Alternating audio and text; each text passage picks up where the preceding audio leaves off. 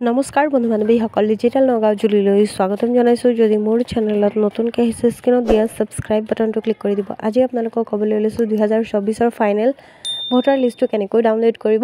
আপোনালোকৰ ডিছক্ৰিপশ্যনত লিংকটো দি দিম, আপোনালোকে একদম পেজটোত যাব পাৰিব। একেবাৰে পেজটোত যাবগৈ আৰু ইয়াৰ পৰা তাৰপিছত মই প্ৰথম এইটো ক্লিক কৰিলোঁ। ক্লিক কৰাৰ লগে লগে PDF ইলেক্ট ৰোলত ক্লিক কৰিম। ক্লিক কৰাৰ লগে লগে চাওক এনেকুৱা এটা পেজ অ'পেন হৈ যাব। অলপ ৱেইট কৰিব।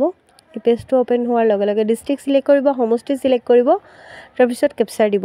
কেপচাৰ দিয়াৰ পিছত আপোনালোকৰ খণ্ড নাম্বাৰটো কিমান আপোনালোকে চিলেক্ট কৰি ল'ব। খণ্ড নাম্বাৰ মই 231টো চিলেক্ট খণ্ড নাম্বাৰটো মই ডাউনলোড কৰিম।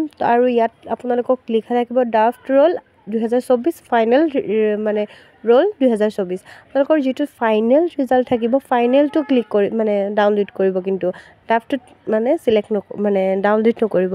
কিয়নো ড্ৰাফ্টটোত যদি কৰে তেতিয়াহ'লে আগৰ লিষ্টটো ওলাব, আৰু যদি নতুন নাম দিছে, বহুতৰ এতিয়া নতুন ভোটাৰ লিষ্টত নাম দিছে, সেইখিনি নাম নাহিব। ফাইনেলটোত কিন্তু নতুন লিষ্টৰ যিখিনি যাৰ নাম আহিব লাগে তেওঁলোকৰ নামখিনি ফাইনেলত আহি যাব। বুজি পাইছে? মই এতিয়া ফাইনেলটো ডাউনলোড কৰি ল'ম। চাওক অলপ ৱেইট কৰিব। চাওক ডাউনলোড হৈ গ'ল। এতিয়া মই এইটো ক্লিক কৰিলোঁ। এই চাওক পেজটো আহি গ'ল ডাউনলোডৰ। ইয়াৰ পৰা আপোনালোকৰ লিষ্টটো চাব পাৰিব। আপোনালোকৰ ঘৰ নম্বৰ দি আপোনালোকে চাব পাৰিব। আপোনালোকৰ ঘৰ নম্বৰটো কি আছে আপোনালোকে চাই ল'ব, আপোনালোকৰ ইয়াত লিষ্টত নাম আছে নে নাই। আৰু যদি নতুন যিখিনি নাম দিছিলে এইখিনি নাম কিন্তু একদম লাষ্টত থাকিব। একদম লাষ্টৰ পেজত যাব।